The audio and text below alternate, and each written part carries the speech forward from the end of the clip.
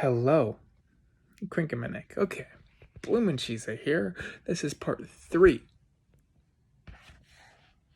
Oh, this is part 3 of my reading of Winnie the Pooh and the Blustery Day.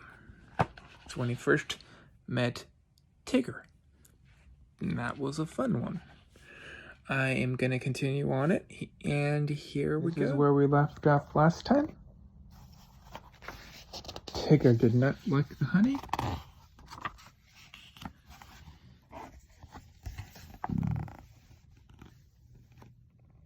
Suddenly, Pooh was alone. What was he?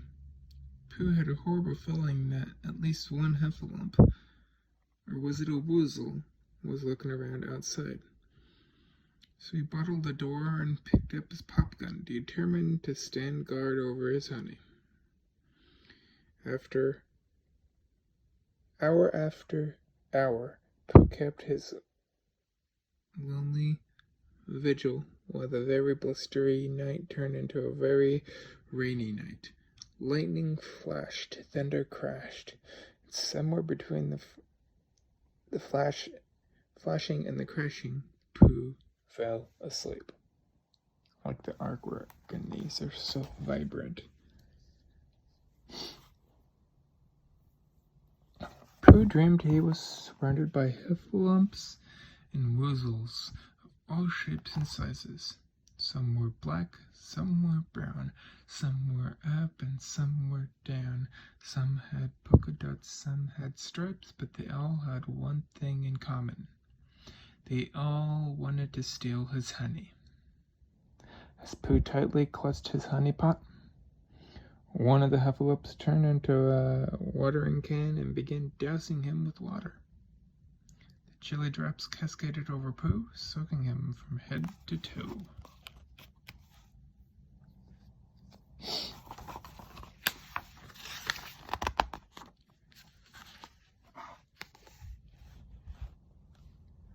He woke up suddenly, and the heffalumps and woozles were gone, but the water remained. It was already up to Pooh's knees, and more was leaking through the ceiling.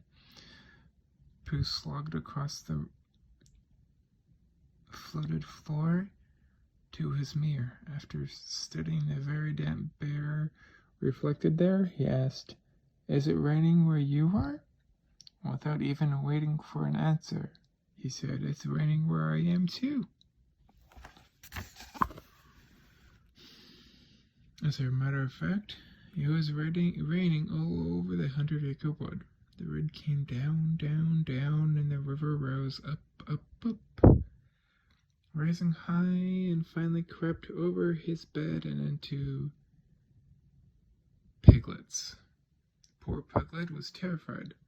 With the water swirling around him, he grabbed a paper and pen and frantically scribbled, "Help! Piglet!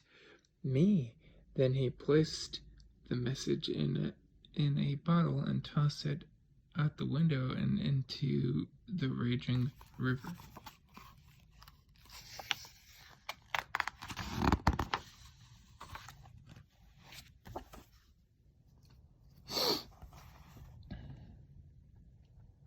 As the rain came down, Piglet tried to scoop up a big iron pot, but the pot was most definitely not big enough for all that water. Floating atop the wooden chair, Piglet kept bailing, but as he was bailing, he was sailing through the door. Okay. Meanwhile, Pooh was having quite a difficult time himself. He had managed to save 10 honey pots, and he sat with them on the branch of a tree high above the river. More than ready for his supper, he stuck his head into one of the pots. But as soon as Pooh tried to sop up his supper, the river sopped up Pooh, for he fell off the branch and into the swirling water below. Upside down, with his head still stuck in the honey pot, Pooh was carried along with the current.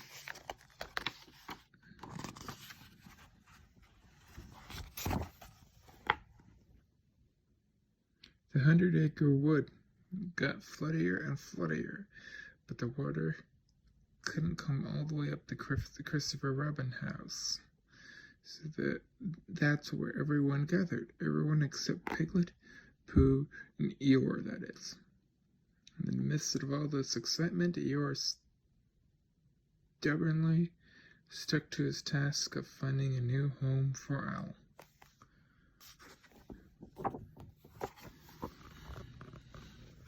While Eeyore was off house hunting, Roo made an important discovery. "Look," he said, "I found a bottle. And it's got something in it, too." "It's a message," Christopher Robin declared. "It says, 'Help, Piglet.'" Turning to Owl, he said, "You must fly over to Piglet's house and tell him we'll make a rescue."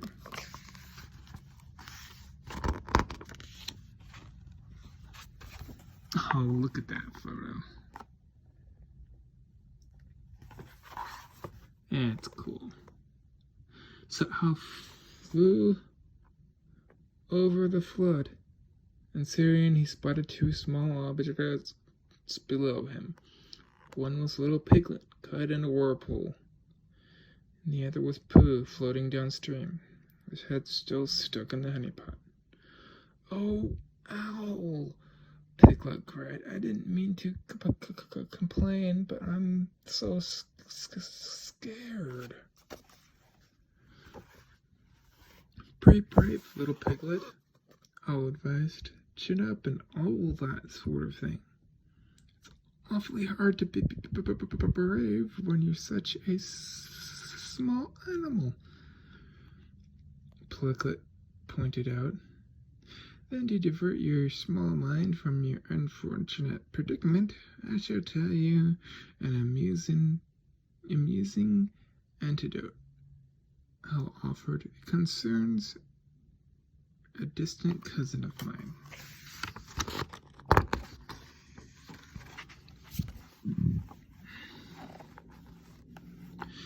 Owl had just begun his story when Piglet cried, "I beg your pardon, Owl, but I think we're coming to a waterfall. A waterfall. A very big waterfall." "Please," said Owl, holding up a warning wing. "No interruptions." But Piglet was already being carried away in the current. A moment later, he fell over the falls, with Pooh Bear close behind.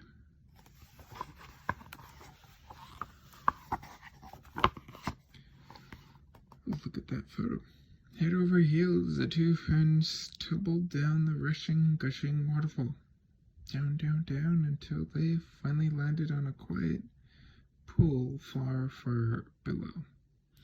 "Oh, there you are, Pooh Bear," Owl said as Pooh popped up on Piglet's chair. "Yeah, to continue my story, fortunately for Pooh, I didn't have time to finish his story, for they quickly floated to the river's edge, where Christopher Robin and the others were waiting."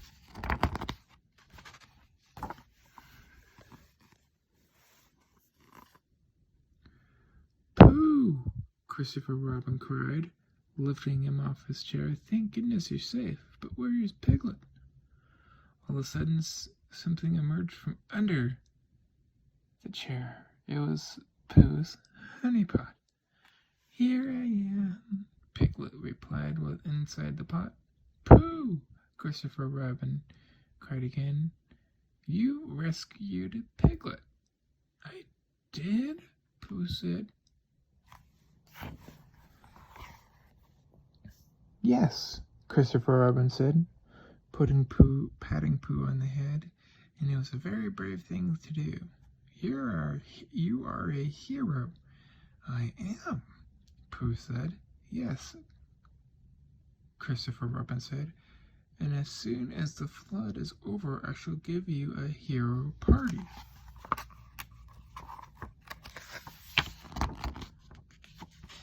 Oh, look at that photo.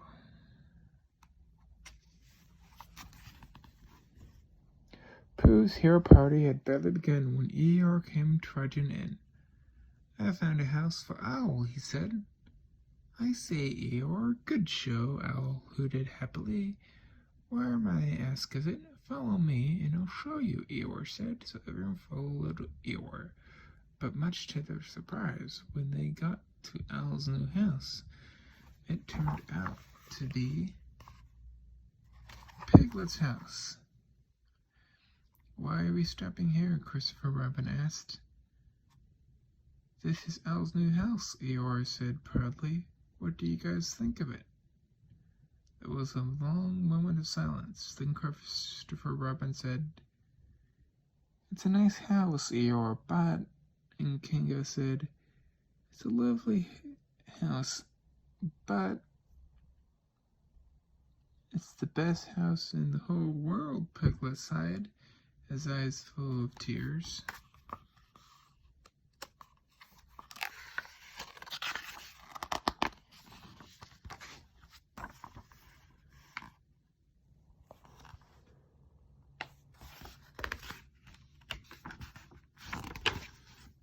How'd you guys like that? I have one more week of this. I didn't know this book was that long. Oh well, I like reading these. So, hope you guys do like, hope you guys do comment, hope you guys do subscribe. Bloom-n-cheeza out of here.